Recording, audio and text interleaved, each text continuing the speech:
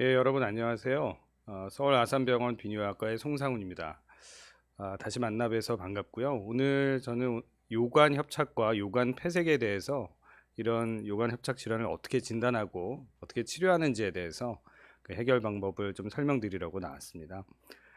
저는 서울 아산병원 비뇨기과에서 부교수로 근무하고 있고요. 2003년에 서울대 졸업하고 석박사를 마친 뒤에 2012년부터 제가 서울 아산병원에서 근무를 하고 있습니다. 먼저 요록에 대해서 좀 설명을 드리고 그 요로 폐색이 어떤 것인지 말씀을 좀 드려야 되겠네요. 요로라는 거는 소변이 지나는 길인 신우, 요관, 방광 요도를 통틀어서 요로라고 하고 있습니다.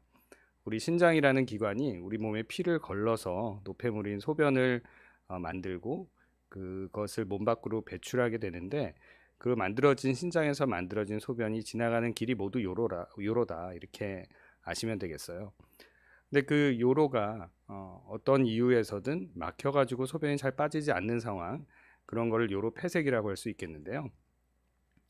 특히 요관이나 이런 곳이 폐색이 되는 경우들이 좀 있습니다. 선천적으로 날 때부터 요로가 좀 좁은 아이들도 있어요. 그래서 태아기부터 이런 요로 폐색이 진단이 되는 신우요관 이행부 협착으로 진단되는 아이들도 있고요. 성인들이 좀 제일 흔하게 발생하는 것은 요로 결석입니다. 다들 아시는 요로 결석 질환이 신장에서 돌이 생기는 질환인데, 그 돌이 몸 밖으로 빠져나가는 길을 나가다가 이 좁은 요관 안에 걸려서 더 이상 소변이 그 돌 밑으로 빠져나가지 못하게 되면은 신장 안에 소변이 많이 고이게 되고, 그 압력이 신장을 압박하게 되면 신장 기능이 떨어지게 되고 통증을 유발하는 이런 요로 결석이 흔한 요관 폐색의 원인이 되겠고요. 또 무서운 우리 요관암이라든가 뭐 또는 암 아닌 양성 종양 같은 것들이 요관 안에 생기는 경우도 있어요.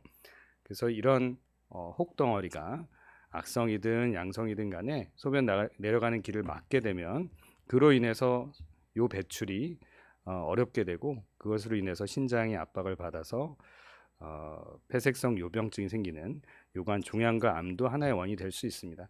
그리고 여러분들께서 또 고생하시게 되는 것이, 꼭 비뇨기계 질환이 아니더라도 골반대를 수술해야 되는 여러 질환들이 있지 않습니까? 그러니까 뭐 산부인과적인 질환이라든가 또는 대장 항문 질환이라든가 뭐 이런 여러 가지 골반내 수술을 받아야 되고, 또 임파절을 절제해야 되고 뭐 이런 수술을 받으시는 과정에서 이 소변이 지나가는 길인 요관 또는 방광이나 이런 곳들에 안 좋은 영향을 주게 되는 경우가 있습니다. 수술 과정에서 손상을 받는다던가, 아니면 수술하면서 어쩔 수 없이 혈류나 이런 것들이 차단되면서 신경이 차단되면서 요로가 폐색이 오는 경우가 있겠고요. 특히 또 이런 항암 치료의 일환으로 방사선 치료를 받으셔야 되는 분들도 있거든요. 골반 내 방사선 치료를 받게 되면, 우리가 방사선 치료는 이 골반 안에 있는 표적 장기의 암세포를 죽이기 위해서 하는 치료지만, 그 방사선에 의해서 정상세포들도 손상을 받게 되고, 요관의 정상세포들이 손상을 받게 되는 경우에 이런 요관 폐색이 좀 생길 수 있습니다. 그 외에도 뭐 예전에 많았던 결핵이라든가 또는 뭐 후복막 섬유화증 같은 여러 염증성 질환들이 또 요관에 염증을 일으켜서, 염증에 의해서 요관이 좁아지는 병이 생기고 그로 인해서 신장이 망가질 수도 있어요. 그래서 다양한 원인이 요관의 폐색을 유발한다 이렇게 아실 수 있겠습니다. 특히 이렇게 성인 남성분들이 굉장히 소변 보기 괴롭게 만드는 전립선 비대증, 이 전립선 비대증도 소변이 나가는 길을 막아버리니까 이게 심해지면은 요관까지 늘어나고 신장도 늘어나는 이런 상부 요로의 확장을 초래하는 경우도 생깁니다. 전립선 비대증이 심해서 이런 분들은 이제 수술을 좀 피할 수 없게 되겠는데요. 이런 이유에 의해서도 요관의 확장과 의병증이 생길 수 있습니다. 그래서 이렇게 소변이 나가는 길이 막혀서 신장이 병드는 그것을 요병증, 신장병증, 폐색성 신장병증이라고 하는데요. 우리 신장은 앞서 말씀드린 것처럼 이제 신장으로 오는 피를 걸러서 노폐물을 소변으로 만들어서 배출시키는 기관이라고 말씀드릴 수 있겠는데, 그런 소변을 만드는 피를 거르는 기관을 이렇게 현미경적으로 보면은 사구체, 세뇨관, 집합관 이런 것들로 이루어져 있어요. 그래서 피가 걸러져서 소변으로 빠져나가는 과정에서 여러 이온 채널들이 작용을 하고 이런 과정들을 거쳐서 복잡한 과정을 거쳐서 노폐물이 배출이 되는데 이런 신장이 앞서 말씀드린 여러 이유로 인해서 소변 내려가는 길이 막혀서 요로가 폐색이 되게 되면 신장이 압력을 받게 되죠. 그래서 이 신장의 그 사구체 안에 사구체와 신세뇨관 내 압력이 증가하게 됩니다.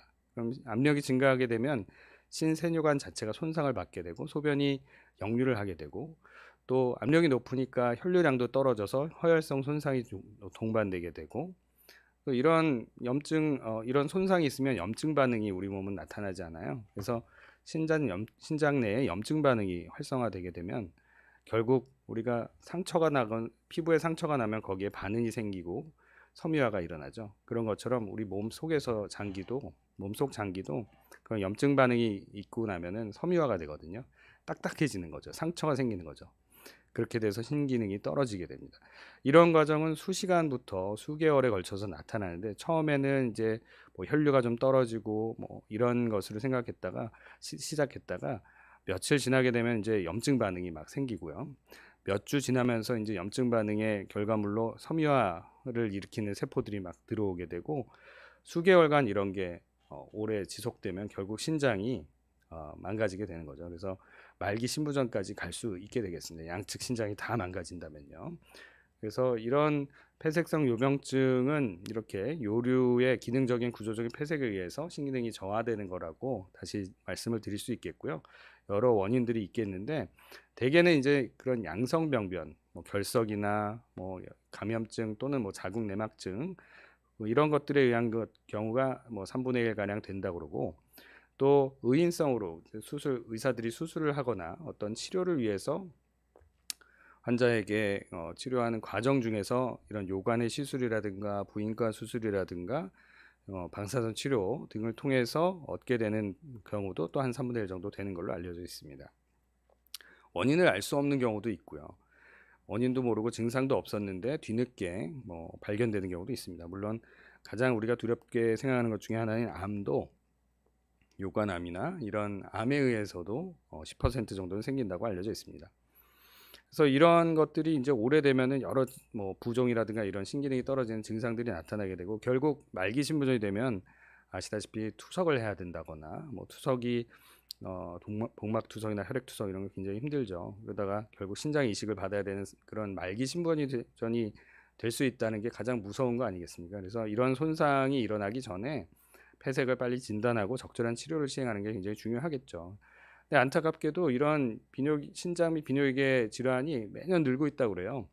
그래서 환자 수가 연평균 7% 이상 증가하고 있고 급성 만성 신부전의 한 10% 정도가 이런 폐색성 요병증 때문에 발생한다고 합니다. 특히 우리나라 말기 신부전 유병률이 굉장히 최근에 급격하게 증가하는 것을 이 그래프를 통해서 볼 수가 있어요. 특히 우리나라가 굉장히 고령화가 빨리 일어나고 있지 않습니까? 그리고 당뇨병 환자들도 많이 늘고 계신데요. 그래서 말기 신부전 환자가 이런 당뇨 합병증으로 신부전도 많이 생기는데 말기 신부전 환자 수가 점점 증가할 걸로 생각하고 있고 특히 저희 비뇨의학과에서 다루는 질환인 요로결석이 굉장히 매년 갈수록 환자 수가 많이 늘고 있는 걸 볼 수 있어요. 전 연령에 걸쳐서 특히 중장년층에서 많은 요로결석 환자들이 생기고 있거든요. 그래서 이런 것들을 제때 치료를 못하면은 신장이 더 망가지는 일들이 생길 수 있겠죠. 그래서 신속하게 그 소변이 잘 빠질 수 있도록 감압을 해주는 게 핵심이겠습니다. 이 신장에서 소변이 못 빠져나가서 결국 신장이 압력을 받다가 기능이 떨어지고 섬유화가 일어나기 전에 빨리 소변을 배출을 시켜야겠죠. 그래서 말하자면 터질 것 같은 이런 풍선처럼 늘어나 있는 요로계를 빨리 감압을 시켜주는 게 핵심이다. 그래서 신속한 대처가 중요합니다. 그래서 저희 비뇨의학과 의사들이 저희 스스로를 이런 배관공에 많이 비유를 해요. 그 소변이 내려가는 길이 막히는 것을 마치 배관이 막혀서 우리 왜 하수구가 막혀서 세면대에 물이 안 빠지는 상황처럼 우리 요로계가 신장에서 만들어진 소변이 어딘가에서 막혀서 소변이 못 빠지거나 나가게 되면 우리 몸이 병들잖아요. 그래서 그런 것들 치료하는 저희의 작업을 배관공이 마치 배관을 뚫는 것처럼 제가 비유해서 많이 설명하는데, 그런 것처럼 저희가 이런 막혀 있는 부분을 뚫어주고 압력을 낮춰주는 치료가 필요합니다. 어떤 증상들이 나타나냐면요, 측복통, 옆구리가 아프다고 느끼는 경우, 또는 뭐 허리나 배가 아프다고 느끼실 수 있어요. 소변이 안 빠져나가서 신장이 붓고 그러면 통증을 호소할 수 있습니다. 근데 이런 것들은 되게 급성기에 나타나는 증상이에요. 오래됐거나 그러면 이제 이미 신장 기능이 나빠지면 증상도 없고요. 서서히 이런 질환이 진행했다 그러면 사실 무증상으로 자기도 모르고 지나가시는 분들도 있습니다. 건강검진이나 또는 다른 이유로 검사를 하다가 우연히 발견되는 경우들도 있거든요. 또는 요로 감염이 생긴다든가 뭐 신기능이 저하되는 것을 검사를 통해서 확인해서 진단되는 경우가 있을 수 있습니다. 그래서 저희한테 이렇게 저희 비뇨기과나 뭐 의사들한테 오시면 저희가 이런 걸 진단할 때는 당연히 이런 원인이 되는 질환을 감별하기 위해서 병력 정치를 잘 하게 되는데요. 수술을 혹시 이런 요관에 영향을 줄 수 있는 수술들을 받으셨는지, 또는 결석 치료를 위해서 뭐 내시경 시술이라든가 체외 충격파 세석술 같이 요관에 손상을 줄 수 있는 시술들을 받으셨는지, 다른 질환으로 인해서 방사선 치료 같은 걸 받으셨는지, 증상의 양상은 어떤지, 또는 이런 결핵이라든가 여러 감염 질환들, 요로 감염 질환들의 병력이 있는지를 잘 확인합니다. 저에게 오시는 환자분들 제가 등 두드리실 때 깜짝 놀라실 수도 있는데요. 저희가 신체 검사의 일환으로 늑골 척추각 압통 검사라는 걸 해요. 그래서 신장이 이렇게 부어 있는, 빵빵하게 소변이 차서 부어 있는 상황에서는 이 신장이 있는 위치를 턱 두드리게 되면 헉 하고 아프거든요. 그래서 제가 외래에서 이렇게 두드려 보는데, 대개는 이제 정상적이면 두드리면 시원하시죠? 그러면 시원하시다 그래요. 원래는 두드리면은 신장이 정상일 때는 이 척추와 늑골이 만나는 사이 부분에 우리가 신장이 우리 배 뒤쪽 후복막 쪽에 위치하는 기관이거든요. 그래서 그 부분을 두드리면은 보통은 시원한데 신장이 늘어나 있고 이런 병이 있으신 상황에서는, 또는 감염증이 있다 이러면은 턱 치면은 헉 하고 아픕니다. 그래서 이런 걸 보면 신장이 좀 부어 있구나, 이런 걸 알 수 있어요. 결석으로 오신 분들이라든가 요로 감염으로 오신 분들이 이런 검사를 받게 됩니다. 또 영상학적으로는 저희가 당연히 손쉽게 할 수 있는 초음파 검사를 보면, 초음파에서는 물이 까맣게 보이거든요. 그래서 이렇게 신장 내에 까만 부분들이 많이 보인다 그러면 소변이 많이 차 있는 거예요. 그래서 신장 초음파에서 수신증이 있는지, 신장 안에 물이 차 있는 상황 수신증이라고 하는데, 소변이 차서 그런 거죠. 신장 초음파 검사를 해보고, 또 이제 보통 이제 제일 많이 하게 되는 검사들이 CT 또는 MRI 검사죠. 그래서 CT 검사를 주로 하게 되는데, 신장에 CT나 MRI 검사를 해보면 신장이 부어 있고 이렇게 요로계가 집요계가 많이 늘어나 있는 것을 확인할 수 있습니다. 또 그 요로 조영술이라는 걸 또 할 수 있어요. 정맥으로 조영제를 넣고 엑스레이 사진을 여러 장 찍어서 개원가에서 많이 이런 검사들을 하고 있는데요. 간단하게 해볼 수 있는 검사고, 엑스레이 여러 장만 찍어도 소변이 내려가는 길이 막혔는지를 또 알아볼 수 있는 검사거든요. 이런 것으로도 폐색을 알아볼 수 있습니다.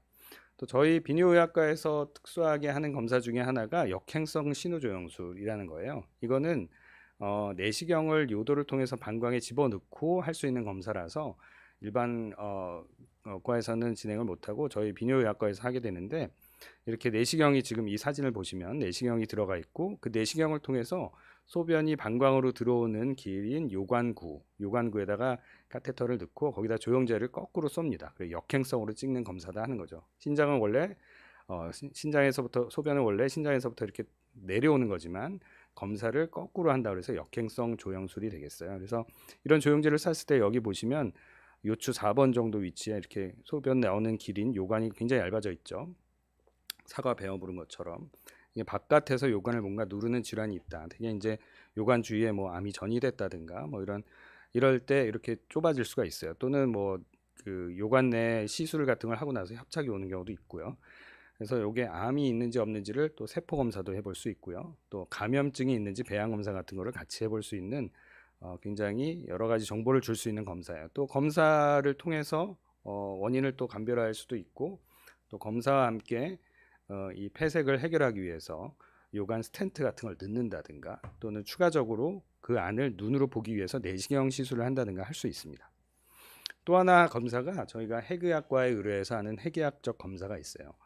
방사선 동위원소를 다루는 검사들이 핵의학적 검사라고 하는데, 이런 핵의학 검사는 여러 DMSA, DTPA, 맥스리 등이 있는데, 이런 여러 방사선 동위원소가 각각의 특성이 있어서 DMSA 같은 경우는 신장의 기능, 사고체 여과를, 신장의 손상을, 상처를 잘 볼 수 있는 검사들이고, 이런 이 신장에서 아까 사구체가 있고 여기서 그 소변이 빠져나가서 다시 재흡수되고 이런 기관이 있다고 그랬잖아요. 이런 세뇨관에서 배설이 잘 되는 맥스리 검사는 특히나 폐색이 있을 때 또 소아에서 요로 폐색을 감별 진단하는데 굉장히 유용한 검사로 되어 있습니다. 그래서 신장이 얼마나 소변이 빨리 차 들어가고 잘 빠지는지를 여러 가지 검사를 통해서 우리가 확인할 수 있어요.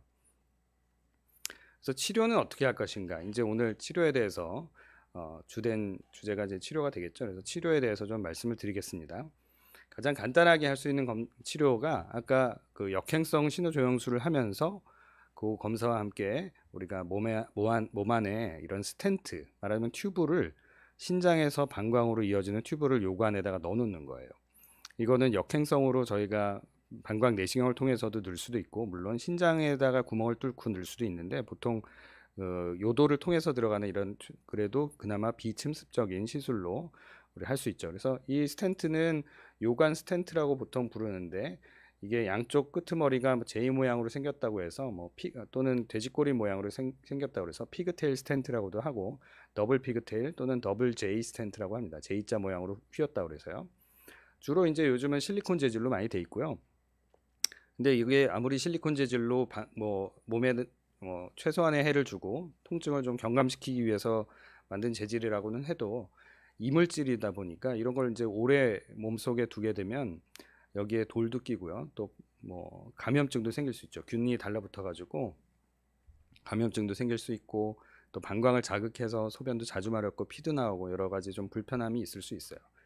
그래서 저희가 이 스텐트를 한번 끼면은 이걸 영구적으로 낄 수는 없습니다. 이거 오래 두면은 그런 돌 생기고 감염 생기고 아프고, 또 시간이 지나면 저 스텐트가 막힐 수도 있거든요. 저 스텐트 내부에도 튜브 형태니까 그 안도 통로가 있지만, 사실 주로 소변이 빠지는 건 그 요관 스텐트 옆으로 많이 빠진다고 그러거든요. 근데 점점 시간이 지나서 그 내경도 막히고 돌도 끼고 그러면은 원활하게 이제 더 소변이 배설이 안 돼요. 그래서 주기적으로 교체를 해야 됩니다. 보통 이제 3개월 또는 장기간 쓰면 한 6개월까지도 오래가는 스텐트도 최근에 나오긴 했지만, 대개 3개월, 6개월 사이에 이제 교체를 자꾸 해줘야 됩니다. 오래 이걸 껴야 되는 분들은. 하지만 이게 어쨌든 이게 굉장히 비교적 간단하게 빠른 시간 안에 신장의 압력을 낮춰주는 감압이 가능한 치료라서 굉장히 유용하고, 저희 비뇨의학과에서 특히 타장기를 수술하는 여러 과들을 도와드리기 위해서도 많이 시행하고 있고요. 저희 과의 질환을 치료하는 과정 중에서도 결석이라든가 종양이라든가 다른 여타 수술을 하면서 많이 사용하는 장비입니다. 그래서 이런 것들을 몸에서 그냥 잘 분해가 되는 재질로 요즘에 만들려고 좀 그런 스텐트들도 많이 나오고 있고요. 이게 고무 같은 이런 실리콘 같은 것들은 이 압력을 잘 견디지 못하니까 악성 폐색이 오는 경우들, 종양에 의해서 꽉 눌리고 도저히 이런 스텐트 실리콘으로는 요관을 팽창을 충분히 못 시킬 때는 우리가 메탈 스텐트 같은 것도 넣어볼 수 있는데, 이런 메탈 스텐트는 사실 그 압력이 너무 세다 보니까 요관을 오히려 허혈성으로 만들고 요관에 구멍이 생긴다든가 출혈이 생긴다든가 누공이 생긴다든가 하는 위험도 있음을 우리가 인지를 해야 됩니다. 그래서 이게 요관 부목 삽입하는 이런 장면이에요. 내시경을 통해서 이렇게 조영제를 쏘면 좁아져 있는 위치를 확인할 수 있죠. 그래서 가이드와이어를 올려놓고 가이드와이어를 따라서 우리가 내시경 검사도 할 수 있고, 요관 부목을 지금 삽입해 놓은 상태예요. 그래서 엑스레이를 찍어보면 이렇게 몸 안에 이렇게 하나의 줄 모양으로 하나 뭐가 들어있죠. 동그랗게 피그테일로. 이게 이제 저희가 더블 피그테일 또는 더블 제이 스텐트라고 부르는 요관 부목입니다. 그래서 이렇게 이걸 한번 넣은 분들은 저희가 항상 병원에서는 관리를 열심히 해요. 요관 부목을 넣어놨다. 나중에 이제 까먹고 안 빼면 안 되니까. 또 하나의 또 치료 방법 중에 하나는 요관 풍선 확장술입니다. 풍선으로 내경을 넓히는 시술은 사실 요로계에서만 시행하는 건 아니죠. 우리 심장도 심근 그 협심증이 있으신 분들은 심장 동맥을 확장하는 치료를 또 하잖아요. 그런 풍선으로. 이런 것처럼 요관도 풍선으로 확장하는 치료가 있습니다. 이렇게 협착 부위가 좀 짧고 이런 경우는 이런 풍선을 확장했을 때 좀 치료가 효과가 좋다고 그러고요. 또 요관 문합술 같은 수술을 했을 때 단단 문합술 같은 거 하고 나서 조금 좁아지는 경우, 이런 경우에 풍선으로 탁 넓혀 놓으면 성공률이 높다고 돼 있어요. 다만 이제 이거는 간단한 시술에 속하긴 하지만 반복적으로 시술해야 되는 경우가 있어요. 한 번에 아주 높은 성공률을 거두기는 좀 어려운 걸로 돼 있고, 특히 협착이 좀 길다. 그럴 경우는 적용이 어려운 단점이 있습니다. 그래서 이렇게 생겼어요. 보통 카테터인데 그 카테터 끄트머리가 이렇게 풍선 확장이 되는 부분이 있고요. 거기를 이제 압력을 가해서 조영제를 넣고 압력을 가해서 확장을 하는 겁니다. 그래서 보시는 것처럼 이렇게 좀 짤록한 요 협착 부위를 지금 풍선 카테터를 집어넣고 거기에다가 압력을 가하면 이제 좁아져 있던 부위가 넓어지는 게 보이죠. 웨이스팅을 거쳐서 넓어지고 이렇게 요관을 약간 말하자면 찢으면서 넓히는 거예요. 그래서 그렇게 넓혀 놓고 나서 스텐트를 넣어 놓고 요관이 아물 때까지 좀 기다려 줍니다. 대개 스텐트는 뭐 한 6주 정도 넣게 되고요.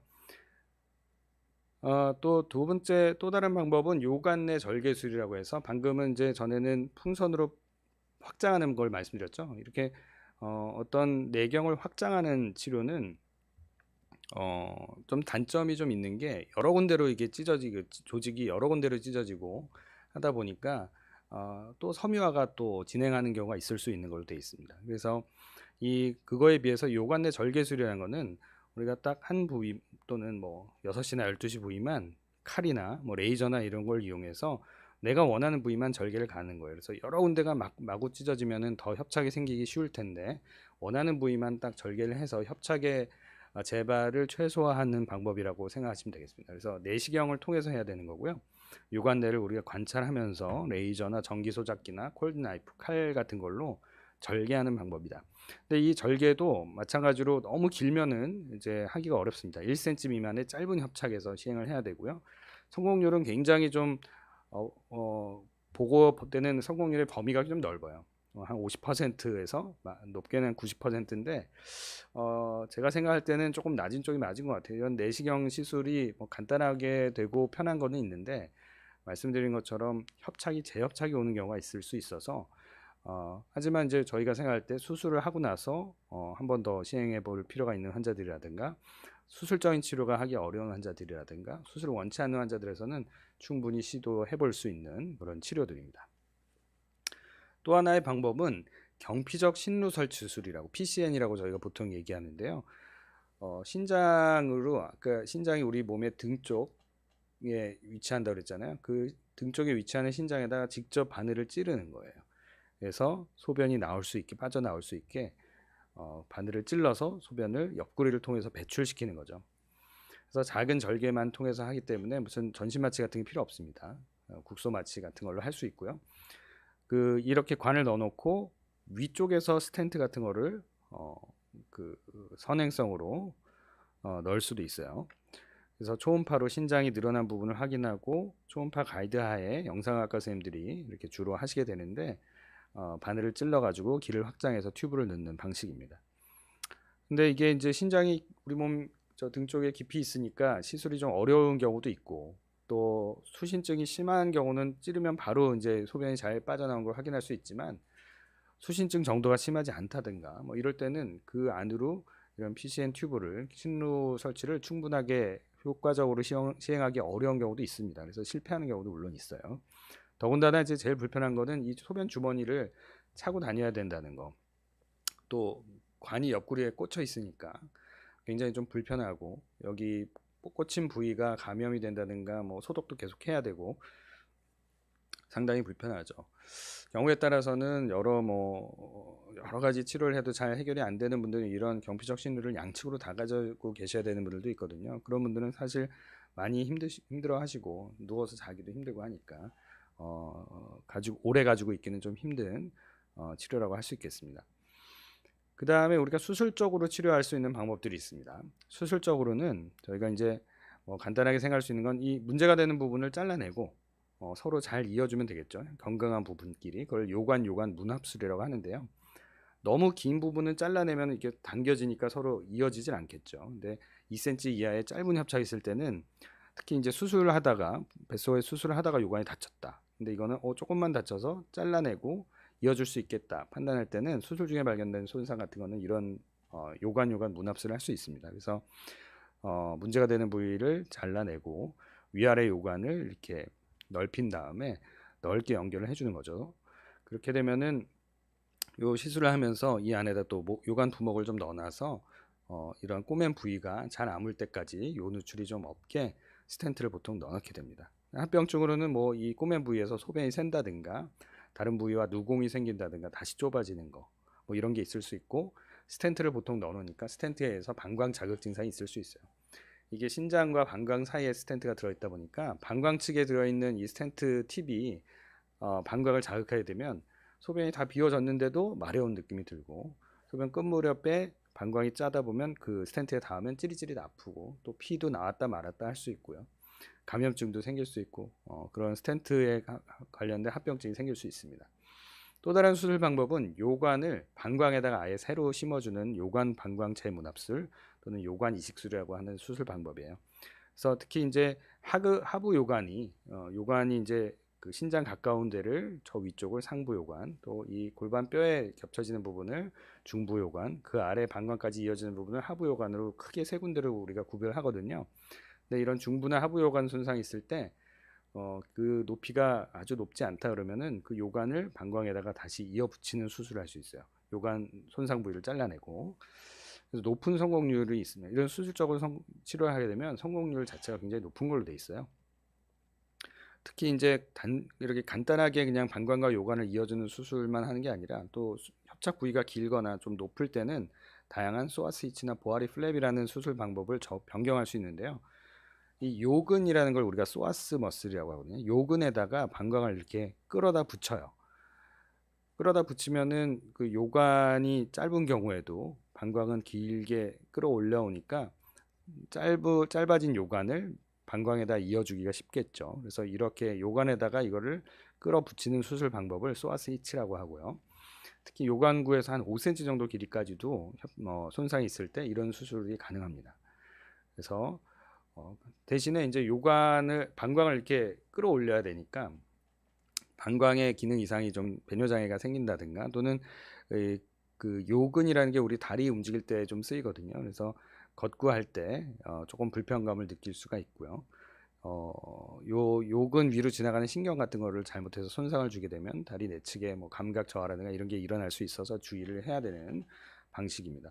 그 다음에 보아리 플랩이라는 방법은 아까 그런 소아스위치라는 방법으로 안 되는 더 높은 위치까지 요관이 부족하다 할 때는 방광을 절편을 만들어요. 방광을 잘라 도려가지고 지금 그림에서 보시는 것처럼 방광 절편을 만들어서 그걸 튜브 형태로 말아줍니다. 그렇게 해서 부족한 요관과 부족한 요관을 대체를 하는 거죠. 방광 근육과 점막으로. 그래서 대개 이제 한 5에서 10cm 정도까지도 이런 근육으로 보아리 플랩을 통해서 대체를 할 수 있다고 알려져 있어요. 대신에 이제 방광을 이만큼 잘라서 쓰다 보니까 방광은 좀 작아지겠죠. 그래서 방광 용적이 작아질 우려가 있고 또 원래 방광이 작은 분들이 있어요. 그런 분들은 이만큼 그 방광 조직을 떼가는 것 자체가 좀 무리가 될 수 있죠. 방광이 안 그래도 작아서 뭐 불편한 분들이 있는데 또 요관을 대체하는 조직으로 쓰면은 방광이 더 작아지니까요. 그래서 보통 이제 수술하는 장면을 보면 이렇게 협착이 있는 요관을 우리가 확인을 해놓고 방광을 이렇게 자를 부위를 이렇게 마킹을 해놓은 다음에 근육층과 점막층을 이렇게 잘라줍니다. 그래서 요거를 혓바닥 모양으로 길게 잘라줘요. 그래서 이렇게 쭉 펼치면은 요관이 손상된 부분 잘라내고 건강한 요관까지 요 방광을 끌어올릴 수 있죠. 그래서 이렇게 요관 스텐트를 보통 우리가 요관에 손상이 있어서 수술해야 되는 분들은 대부분 다 요관 스텐트를 넣는다고 보면 됩니다. 그래서 이렇게 튜브 형태로 지금 방광 근육이랑 요 점막이 튜브가 됐죠. 네, 그래서 튜브 형태로 말아주고 방광을 꼬매주고 하는 수술이 되겠습니다. 생각보다 그 수술이 이렇게 많이 힘들지 않고 방광 용적이 굉장히 크신 분들은 특히나 굉장히 효과적으로 수술이 돼요. 수술 후에도 별로 방광이 작아져서 불편해하는 증상도 없고.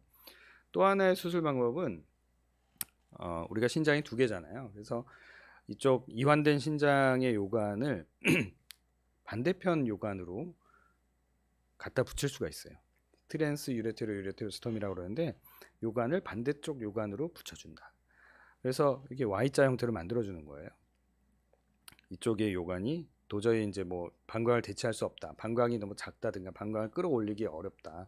이런 상황에서는 요관을 그냥 반대편 요관에 이어주는 수술할 수 있는데 물론 뭐 그 수술 술기 자체가 아주 어렵거나 그러지는 않지만 다만 이제 이 경우는 우리가 문제가 되는 요관은 이쪽 한쪽 요관인데 건강한 요관까지 문제가 생길 수 있겠죠. 이런 일을 하게 되면 여기가 물론 잘 아물게 되면 문제가 없지만 이렇게 꼬매는 부위들은 다 소변이 샌다든가 다시 좁아진다든가 하는 문제가 생길 수 있거든요. 그래서 그런 문제가 생기면 우리가 이완된 요관뿐 아니라 건강했던 요관까지도 더 말썽을 생길 수가 있으니까 그런 것들을 우리가 염두에 둬서 치료를 해야 됩니다.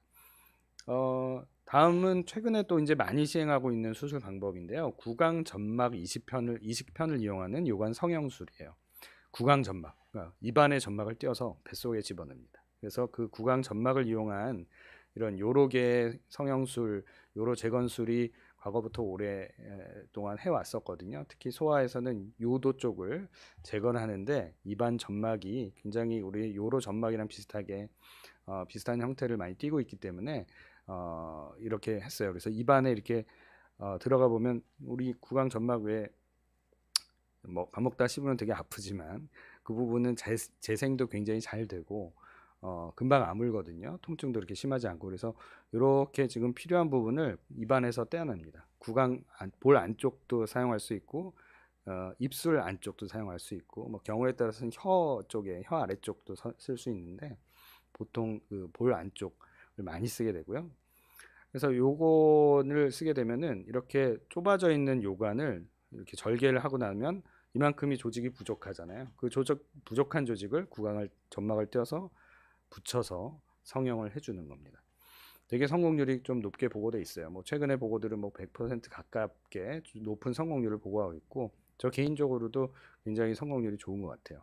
근데 이거 보시는 것처럼 이 환자도 그 신우에서 상부 요관이 다 좁아져 있죠. 굉장히 오랫동안 요관 스텐트를 넣어놨던 점막 이상 때문에 이렇게 좁아진 요관을 보면은 내경도 굉장히 좁고 요관 스텐트도 뭐 몇 년을 넣어놨기 때문에 안에 점막들도 많이 부어 있고 폴립 같은 것도 많고 그래요. 근데 그거를 절개해 놓으면은 이제 절개해서 열리긴 하는데 그러면 열어준 거를 다시 꼬면 또 좁아지잖아요. 그러니까 그 절개를 하고 그 위에다가 다른 이식편을 이용해서 구강 점막 이식편을 그 위에다 붙여주면은 내경이 넓어지죠.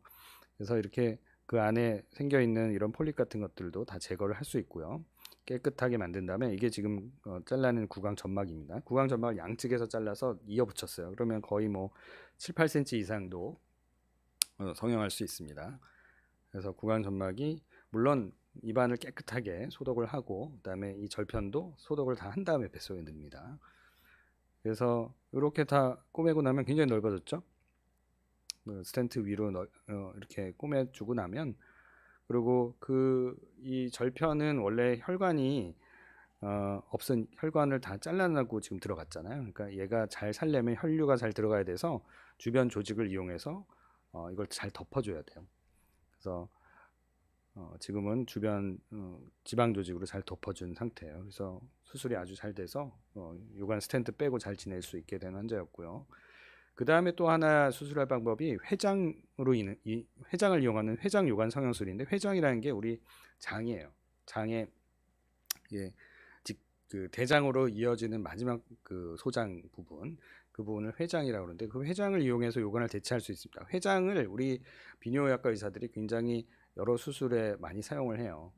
그 요루 전환술을 하기 위해서 소변이 빠지는 길로 도관으로도 쓰기도 하고 인공 방광을 만들기 위해 쓰기도 하는데 이 회장을 요관을 대체하기 위해서 이런 칠자 모양이나 또는 거꾸로 된 칠자 세븐 또는 인버티드 세븐 모양으로 이런 식으로 대체를 해주면 요관이 전부 다 망가져 있는, 양측 요관이 다 망가져 있는 환자도 회장을 길게 쓰면은 소변이 나오는 길을 다 대체할 수 있죠. 하지만 이 수술을 하려면 이제 장을 자르는 수술을 해야 되니까 일단 수술 범위가 굉장히 크고, 또 원래 멀쩡하던 장을 이용하니까 장 수술한 부분에 또 문제가 생길 수도 있죠. 장과 장을 이어진 부분이 문제가 생길 수도 있고, 또 원래 소변이 내려가는 길로 사용되던 게 아니잖아요, 장은. 근데 거기에 소변이 많이 닿게 되면은 이 장 점막이 좀 변화가 와서 나중에 오래되면은 뭐 암이 생길 수도 있고, 또는 이 장은 원래 또 점액질이 많이 나오는데 그런 것들에 의해서 소변이 계속 좀 탁하고 감염증이 생길 수도 있고, 또 이어진 부분들이 다 막힐 위험도 생기고, 여러 가지 이제 합병증의 발생이 좀 큰 수술이죠. 하지만 우리가 어떻게 보면 좀 최후의 수단 중에 하나로 쓸 수 있는 것 중에 한 방법이고요. 또 하나의 방법은 이제 자가 신장 이식 수술이라는 거예요. 신장 이식을 우리가 남들한테 신장을 떼서 줄 수 있잖아요. 그래서 신장이 두 개니까 건강한 신장 하나를 남기고 다른 신장 하나를 떼어서 다른 분에게 이제 뭐 가족분들에게 주기도 하고 하는데, 그거를 자기 신장을 떼어서 자기가 이제 다시 심는 거예요. 그러니까 우리 신장이 저 위쪽에 있으면서 신장에서 소변 내려가는 요관이 막혀 있다. 그러면 요걸 자르면은 도저히 다른 방법으로는 방광까지 이 길이 없다고 할 때 쓸 수 있는 방법이 그걸 몸에서 떼서 남한테 붙이는 게 아니라 자기 몸에, 또 붙일 때는 보통 신장 이식할 때는 이 골반 안에 붙이거든요.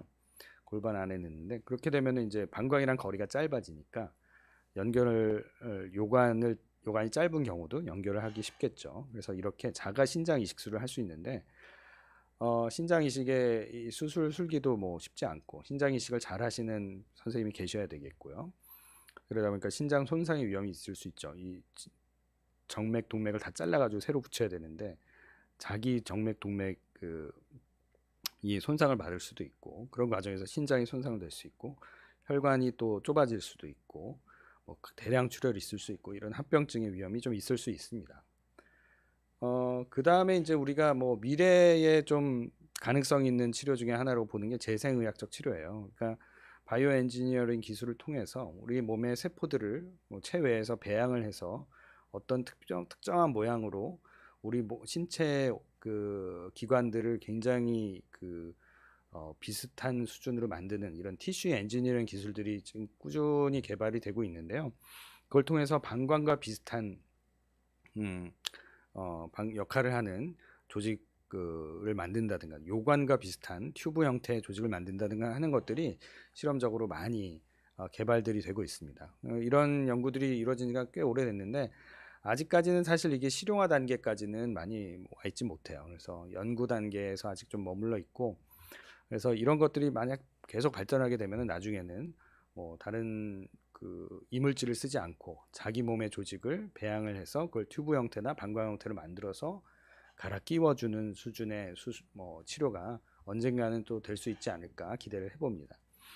앞서서 제가 이런 소아에서도 이런 게 있을 수 있다고 말씀드렸어요. 이전에 제가 수신증 강의에서도 한번 말씀드린 적이 있는데, 신우요관 이행부 폐색증이라는 게 선천적으로 생기는 질환인 경우가 많거든요. 물론 성인기에 발견되는 경우도 있지만, 이런 경우에도 선천적으로 여기가 좁은 경우에도 우리가 이 치료를 통해서 수술적으로 치료를 해볼 수 있어요. 이게 산전 초음파에서 발견 많이 되는데, 애기들은요 배가 이렇게 불룩하다거나 뭐 요로 감염, 혈뇨 이런 것들로 성인기에도 발견될 수 있습니다. 가벼운 뭐 요로 감염이나 혈뇨, 복통, 뭐 만성 오심, 부딪히고 나서 갑자기 아프다든가 피오줌이 나온다든가 할 수 있어요. 그래서 이렇게 소변 내려오는 길이 좁아져서 태어나는 신우요관 이행부 폐색증은 수술적 치료 중에 하나는, 이게 뭐 모든 수신증 환자를 다 치료한 건 아닌데요. 신우요관 폐색증의 수술적인 치료가 필요하다 할 때 뭐 로봇 수술이라든가 복강경 개복 수술, 또는 복강경과 뭐 개복 수술을 하이브리드하는 수술 방법 등으로 신우 성형 수술을 해서 또 치료를 할 수 있습니다. 그래서 좁아져 있는 이 신우요관 이행부를 잘라내서 넓게 확장을 시켜서 연결을 해주면은 치료가 됩니다. 요즘에는 이제 뭐 이런 로봇도 예전처럼 포트를 여러 개, 구멍을 여러 개 뚫지 않고 단일공 수술 로봇 같은 것도 나와 있거든요. 그래서 이런 단일공 수술 로봇을 이용해서도 이런 신우 성형 수술을 잘 해줄 수 있어요. 배꼽 하나의 상처만 이용해서요. 그래서 흉터도 굉장히 적고 치료 효과도 좋고 환자도 통증도 적고 이렇게 수신증이 이렇게 심했던 경우에 수술로 치료가 될 수 있습니다. 그래서 오늘의 강의를 조금 요약을 해드리면요. 이런 요관 협착과 폐색은 여러 가지 원인에 의해서 생길 수 있다고 그랬죠. 감염, 수술, 선천성으로 다양하게 생길 수 있고요. 하지만 이거를 방치했을 때는 결국 신장이 섬유화가 오고 기능이 망가져서 양쪽이 다 망가졌을 때는 말기 신부전도 생길 수 있어서 환자의 삶의 질에 큰 악영향을 미칠 수 있기 때문에 빠르게 발견하고 치료를 하는 것이 중요하다. 이렇게 말씀을 드리겠고요. 우리의 비뇨의학과에서 하는 내시경 시술이나 수술적인 치료 방법은 다양하게 있다는 걸 말씀드렸는데요. 이 요관 협착이 어느 부위인지 또는 협착의 길이는 얼마인지 또는 원인이 뭔지에 따라서 개별적인 치료 방침이 있습니다. 무조건 요관 협착은 다 로봇이야 이렇게 말씀드린 건 아니고요. 그래서 개별적인 치료 방침을 세워서 치료를 해야 됩니다. 자가 조직을 이용한 이런 재생의학적 치료 방법이 언젠가는 좀 잘 됐으면 좋겠는데 아직은 임상 적용까지는 미치지 못하고 있어요. 그래서 나중에는 또 더 훌륭한 이런 치료 방법들이 나오길 기대를 해보면서 오늘 강의 내용은 이것으로 좀 줄여 보겠습니다. 그러면은 그 사이에 좀 여러 질문들이 좀 있어서 답을 좀 해드리도록 하겠습니다. 먼저 DJ 리님이 안녕하세요. 45세 운전직 남성입니다. 병원 간 적은 없습니다. 몇 년간 증상이 좀 있었는데 최근에 전에 비해서 더 하복부가 둔한 느낌이 들면서 지연료, 잔뇨감이 심해졌어요. 방광이 다 안 비워져요. 전립선 비대증이라고 봐야 하나요? 그리고 손으로 하복부를 누르고 스스로 힘을 줘 방광을 자극시키는 버릇이 있는데 안 좋은가요? 아니면 상관없나요? 라고 문의하셨어요. 예, 좋은 질문 감사드립니다. 물론 이런 하부 요로 증상들이 다 전립선 비대증은 아니지만 되게 그 확률적으로 볼 때 40대부터 전립선 비대증이 나타날 수 있습니다. 남성들은 전립선이 나이가 들면서 점점 커지고 그 전립선이 커지면서 요도를 압박하면서 소변 나가는 길이 좁아지니까 소변 줄기가 약해지고 소변 보는데 시간이 오래 걸리고 보고 나도 시원치 않고 자주 봐야 되는 이런 하부요로 증상들이 많이 생겨요. 그래서 전립선 비대증의 가능성이 있죠. 하지만 전립선 비대가 없이도 이런 하부요로 증상들이 생길 수 있는데 특히 빈뇨가 자주 있고 절박뇨가 있다든가 이런 분들은 방광이 예민해진 과민성 방광인 경우도 있습니다. 그래서 이런 원인이 뭔지 또는 이런 감염증 때문에 그럴 수도 있거든요. 요로 감염이 생겼다든가.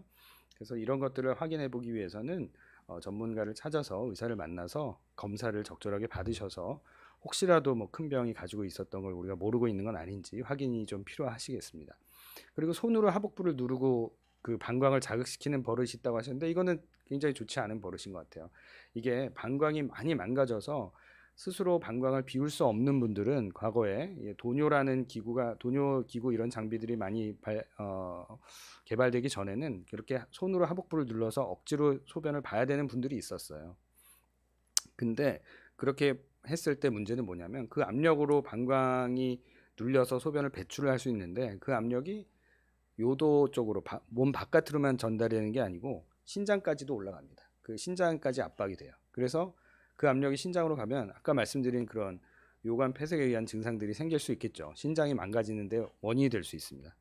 그래서 방광을 이렇게 자극을 아랫배를 누른다. 이거는 아주 좋지 않습니다. 그래서 규칙적인 배뇨, 규칙적인 수분 섭취가 굉장히 중요한데 소변을 운전을 오래 하시고 그러신 분들은 소변 오래 참고 그러다 보면 방광이 너무 한없이 늘어나서 짜는 힘이 많이 약해질 수 있어요.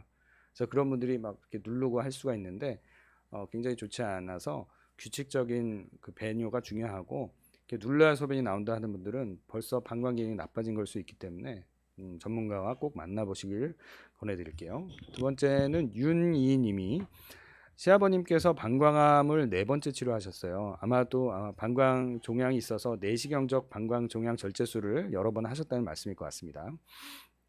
4번째 방광암 치료를 하셨는데 한쪽 신장 기능은 20%, 다른 쪽은 80%. 그러니까 저희가 이제 신장 기능을 전체를 100으로 봤을 때 신장이 2개니까 50, 50을 정상이라고 그러거든요. 근데 어느 한쪽이 40 이하로 떨어지고 40대 60, 30대 70 이렇게 되면 이제 이쪽이 기능이 상대적인 신기능이 떨어졌다고 봅니다. 이제 신장 절제를 하시고 투석하시는 방법밖에 없다. 하시는데 82세시고 아버님이 이제 그만하고 싶다고 하신다. 방사선 치료나 신장 이식은 할 수 없나요? 하셨는데요.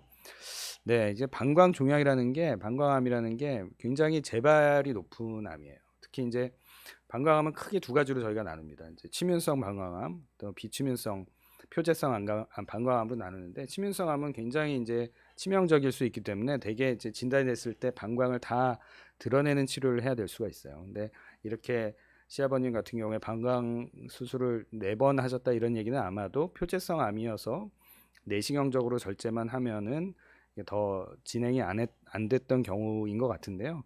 그런 경우에도 뭐 신장이 계속 나빠지거나 방광 기능이 나빠지고 이제 투석을 해야 되는 상황까지 갈 수도 있어요. 방광을 계속 깎아내고 뭐 이러다 보면요. 그래서 일단은 투석을 하셔야 된다는 말씀을 드렸다면 말기 신부전이 되셨다는 얘기고, 그렇다면은 말기 신부전의 치료는 뭐 혈액 투석이나 복막 투석 이거든요. 또는 이제 신장 이식인데, 신장 이식은 이제 대기가 있고, 특히 이제 암 환자분들 같은 경우는 다른 정상 그런 암이 없는 환자분들에 비해서 이런 그 이식을 받을 수 있는 순위나 이런 것들이 많이 밀릴 수 있고, 연세나 이런 것들을 다 고려해서 순위에 따라서 이식을 받아야 되기 때문에 뭐 여러 가지로 어려우실 수 있죠. 그래서 투석을 해야 된다고 하셨다면은 말기 신분전이신 거고, 그러면은 혈액, 복막 투석 이런 것들을 해야 되실 상황일 것 같아요. 방사선 치료는 이제 방광을 살리는 종양 치료 중에 하나로, 방광암에 대한 치료는 이런 방사선 치료나 항암 치료나 수술적인 치료 이외의 방법들이 있는데, 신장에 대해서는 방사선 치료로 하는 건 아니거든요. 신장 기능을 보존하려면 그런 신대체요법, 투석 같은 것들을 하셔야 됩니다. 예, 그 다음에 엔젤님이, 교수님 안녕하세요. 여성 같은 경우에 요로 폐쇄가 생기는 경우는 어떤 질병 시에 생기나요? 소변 주머니를 밖으로 나오게 한다던데 인공방광이 밖으로 나오게 한다는 건가요? 이런 경우 요의가 있나요? 라고 문의하셨는데요. 예, 감사합니다. 질문. 지금 그러니까 요로 폐쇄가 아까 전립선 비대증 때문에도 생길 수 있다고 그래서 이제 남성만 생기는 거라고 오해하셨을 것 같은데 그런 건 아니고요. 여성에서도 요관 폐색이 생길 수 있죠. 아까 말씀드린 신장에서 만들어진 소변이 나오는 길이 좁아지는 여러 질환들, 결석이라든가 종양이라든가 또는 부인과 치료, 자궁내막증, 특히 산부인과 질환 중에 자궁내막증이라는 질병이 있는데, 그런 자궁내막증이 있으면은 요관 주변에 그런 자궁내막 종이 생긴다든가 요관을 침범해서 요관 폐색을 일으키기도 하거든요. 그래서 여성분들도 충분히 겪을 수 있는 게 폐색성 요병증, 요로 폐쇄예요. 그래서 여성에서도 생길 수 있고요. 남성들은 이제 전립선이 망가져서 결국 방광이 과팽창되고 그런 것 때문에 그 신장과 요관까지 다 늘어나는 병이 있을 수 있다는 거고, 그 외에 여러 질환들은 남녀를 구분하지 않고 생길 수 있죠. 또 소변 주머니를 밖으로 나오게 한다는 아까 신루 얘기한 것 때문에 그러신 것 같은데, 신장에다 바로 소변 나오는 길을 뚫어내는 경피적 신루를 하게 되면 소변 주머니를 찬다는 거고요. 그 다음에 인공방광을 하는 경우, 다른 소변 주머니 찾으시는 분들은 이렇게 방광을 떼어내는 방광암 같은 경우에 방광을 떼어내면 방광을 대체할 인공방광을 장을 이용해서 만들어 가지고 소변을 배출할 수 있게 하는 방법이 있고, 또는 소변이 나오는 길을 장으로 이용해서 여기 배에다가 회장 도관을 이용해서 소변 주머니를 차서 소변이 배출되게 하는 방법들이 있어요. 그래서 인공적으로 방광을 만들게 되면 또는 요루를 차게 되면 요의는 없습니다. 소변이 장에 차게 되면은 오줌을 마렵다 느낀다거나 그거를 자기 불수의적으로 수축해서 볼 수 있게 하는 방법은 없어서 비워내는 거를 뭐 규칙적으로 해야 되거나 주머니로 통해서 베어내야 됩니다. 네, 그리고 남녀 모두 어떤 이유로든 요로 폐쇄가 오는 경우에 영구적으로 치료를 할 수는 없나요? 예, 그래서 여러 가지 제가 말씀드린 치료들 중에 스텐트 같은 경우는 이제 영구적인 치료는 아니라고 했지만 수술적인 치료는 영구적인 치료가 되는 거죠. 예, 물론 수술에 합병증이 생길 수는 있지만 영구적으로 치료를 할 수 있기 위해서 수술 치료를 하는 거고요. 요로 폐쇄가 있는 경우에 환자가 집에서 소변줄로 소변을 배출되게 하는 경우도 있다는데, 맞습니다. 소변줄을 오래 차고 계신 분들은 이게 아무래도 이거를 최대한 감염증을 적게 하기 위해서 노력을 한다고 해도 이물질이다 보니까 감염의 위험이 항상 있어요. 그래서 그런 분들은 잘 관리를 하도록 저희가 교육을 잘 시켜드리는데, 그래서 요로 감염으로 많이 또 치료를 받으시는 분들이 많습니다. 또 몇 개만 더 해볼까요? 함동훈님은 요관 확장, 염증이 있어요. 관리 방법이 궁금합니다. 요관 확장과 염증이 있으시다. 그러니까 염증성 요관 질환 때문에 요관 확장이 왔고 신장에 이제 소변이 차 있다 이런 말씀이신 것 같고요. 그래서 염증성 질환 때문에 생겼다면 그 염증성 질환을 치료하는 게 먼저입니다. 그래서 이런 단순 요로 감염이나 이런 감염성 질환 때문에 생기는 것들은 그걸 치료를 먼저 해야 되겠고요. 뭐 결핵 같은 것 때문에 생기는 분들은 오랫동안 결핵약을 드셔야지 그런 결핵균이 치료가 되고, 또는 염증이 그런 자가 면역 질환의 일환으로 생기는 경우도 있어요. IgG4 디지즈 같이 이런 그 후복막 섬유화증 같은 경우들은 굉장히 좀 치료가 좀 어렵고 장기간 스테로이드 치료 같은 걸, 면역 억제 치료 같은 걸 해야 될 수도 있습니다. 그 다음에 이제 뭐 마지막 하나 정도 더 해야 하면 되겠죠. 찐와이님이, 교수님, 요관 결석 때문에 내시경 수술을 하고 부목을 하고 제거를 했는데요. 혹시 부목 제거 후에도 요관이 협착되는 경우도 있을까요? 예, 좋은 질문이시고요. 맞습니다. 저희가 뭐 요로 결석이 굉장히 환자가 많이 나아지고 있잖아요. 그래서 내시경 치료나 이런 것들이 굉장히 늘고 있습니다. 저희 비뇨기학과 전문의 선생님들이 열심히 하고 계시는데, 그러다 보니까 이제 시술이 뭐 완벽하게 잘 이루어지는 경우가 대부분이지만 수술하면서 요관에 손상을 오는 경우도 있습니다. 그래서 그런 걸 막기 위해서 부목도 하고 또 제거를 하는데, 대부분은 괜찮으신데 그런 수술 과정에서 요관 손상의 가능성도 있고, 그런 분들은 가끔 추가적인 요관 부목도를 재설치한다든가 수술로 협착 부위를 해결해야 된다든가 할 수 있어요. 그래서 타 병원에서 그런 치료를 받으신 후에 생긴 요관 협착과 요관 폐색성 요병증 때문에 저한테 오셔서 수술적인 치료로 완치되시는 분들도 있습니다. 네, 그러면은 예, 더 질문은 이렇게인 것 같습니다. 그래서 여러 가지 또 정말 중요한 질문들도 많이 해주셨고, 그래서 강의도 잘 들어주신 것 같아서 너무 감사하고요. 모쪼록 하여튼 이런 요관 협착이나 이런 질환 때문에 신장이 빨리 망가지기 전에 잘 발견하고 잘 치료하셨으면 좋겠고요. 오늘 강의가 또 도움이 많이 되셨기를 바라겠습니다. 예, 경청해 주셔서 감사드리고요. 기회가 있으면 다음에 또 뵙도록 하겠습니다. 예, 감사합니다.